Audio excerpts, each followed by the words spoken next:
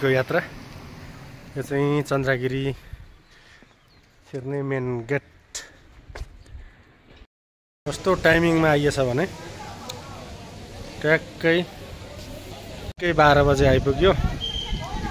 12 बजेबाट 1 बजेसम्म चाहिँ केवल कार ब्रेक आवर्स रे। यसको लागि अब 1 घन्टा यहाँ पर्खिनु पर्यो।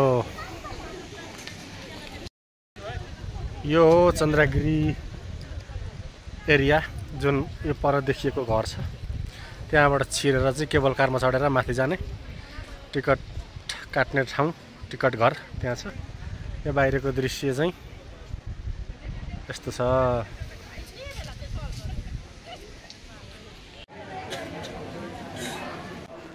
यो चाहिँ टिकट लिइसकेपछि भित्र जाने लाइन। यो चाहिँ केबल कार चढ्न जाँदै गरेको भित्रको लाइन। यहाँबाट सट्ट गएर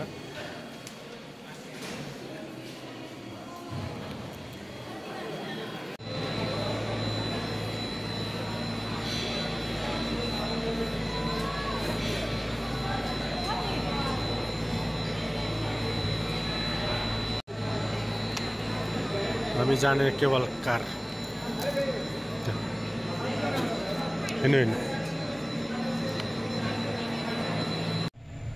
यो माथि सर र नाङ्लो जस्तो घुम्ने चाहिँ केबल कार घुमाउने हो है त। चन्द्रागिरीको यात्रा केबल कारमा, एउटा केबल कारमा 7 जना।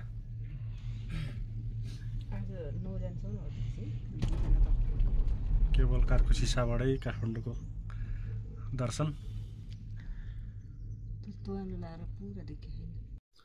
केबल कारको सिसा अलिक मैलो भएर पछाडिको काठमाडौँ अलिक धुमिल देखिएको छ। क्लियर भयो भने केबल कारबाट गजब देखिन्थ्यो। केबल कारमा सँगै तनहुँबाट आउनुभएकोहरू हुनुहुँदो रहेछ। उहाँहरू गफ गर्दै हुनुहुन्छ। गफ सुन्दै भिडियो गर्दै म चाहिँ म बाहेक यहाँ प्राय सबैजना पहिलोपटक रहेछ। त्यो भएर छक्क पर्दै हेरिराख्नु भएको छ। तल माथि जङ्गलहरू यताउता।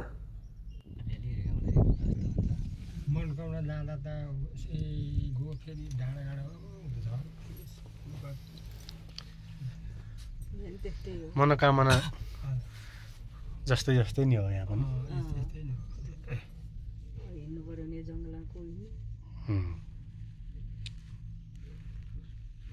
केबल कार नभएको त्यति धेरै मान्छे पनि आउँदैन थियो नि।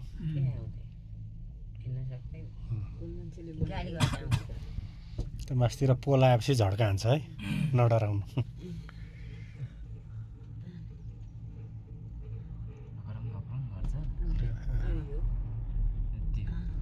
भयो यति नि हो। हेर्नु तल गोठ बनाएको छ तल।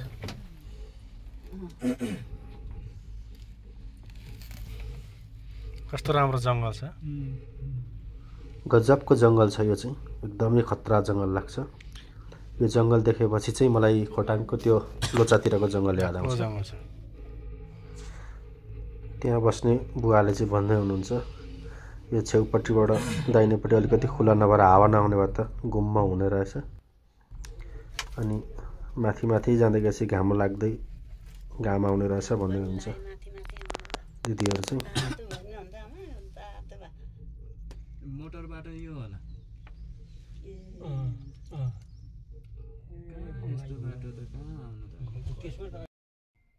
केबल कार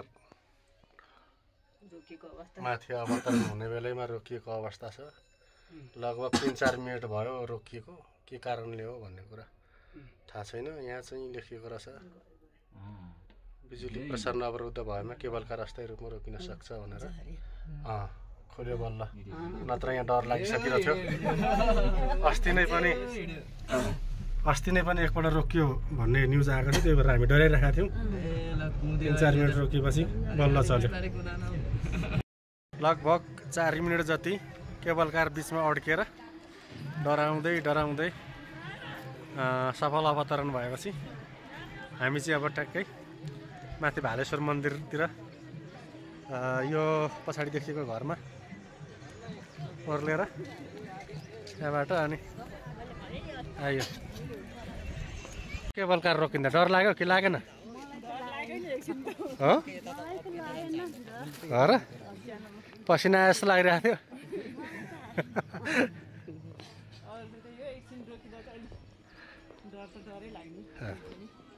मम्मीलाई डर लाग्यो कि लागेन? पहिले आधा घन्टा रोकिएको थियो भन्ने कुरा सुन्नुभएको थिएन होला, अनि डर लागेन। कहिलेकाहीँ यस्तै हुन्छ होला भनेर लागेर होला। केबल कार चन्द्रगिरीको टपमा अवतरण भएपछि त्यहाँबाट हिँड्ने बाटो। शीतलताको लागि पनि यो पानी पर्दालाई पनि एकदम सफा सजिलो छ।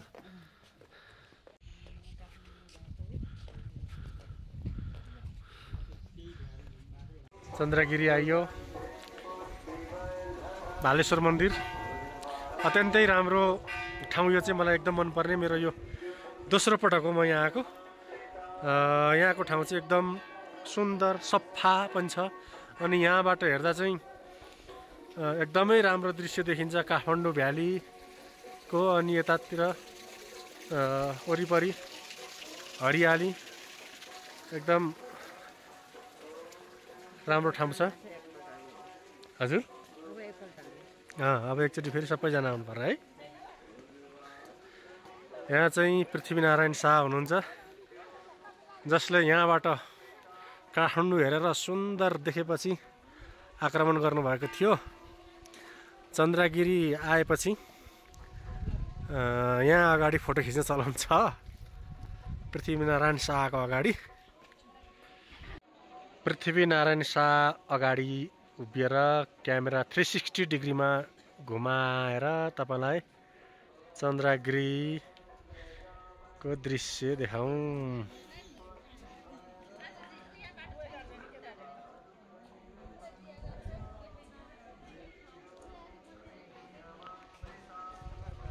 जिप लाइन 100 मिटरको रहेछ त्यो परसम्म। अनि यही जिप लाइन तलबाट चाहिँ बच्चाहरू खेल्ने ठाउँ।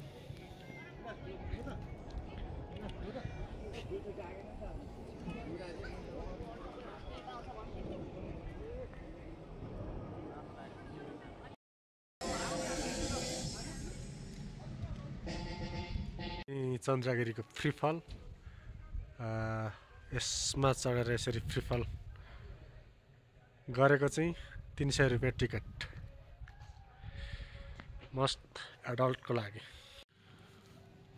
घोडाहरू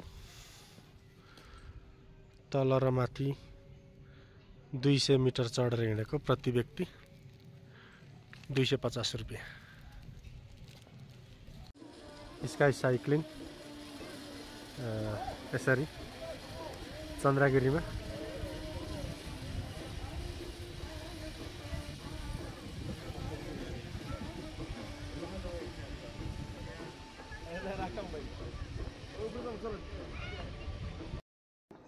यो चाहिँ भालेश्वर मन्दिर, चन्द्रगिरी भालेश्वर मन्दिर को छेउ अलिक तलतिर यहाँ थुप्रै तालाहरू चढाइएका छन्। सायद आफ्नो प्रेम सफल भएको, आफ्नो सफलता प्राप्तिलाई लक गरेर राखिएको होला। यहाँ चाहिँ मागेको कुराहरू पुरा हुन्छ, चिताएको कुराहरू पुरा हुन्छ भन्ने लेखेरै राखेको छ पर। यसैमध्ये म तपाईँहरूलाई केही देखाउन चाहन्छु। जस्तै यो चाहिँ मेरा छोराको पढाइ राम्रो होस् भनेर चढाइएको रहेछ। यो अर्को छ अफिस राम्रोसँग चलोस् भनेर, सायद अफिस बन्द भयो भने जागिर जान्छ भनेर होला। अनि अर्को यसै गरी यहाँ थुप्रै कुराहरू लेखिएका छन्। आफ्ना मनोकाङ्क्षाहरू पुरा भएको उपलक्ष्यमा सायद आरा चढाइएको होलान्।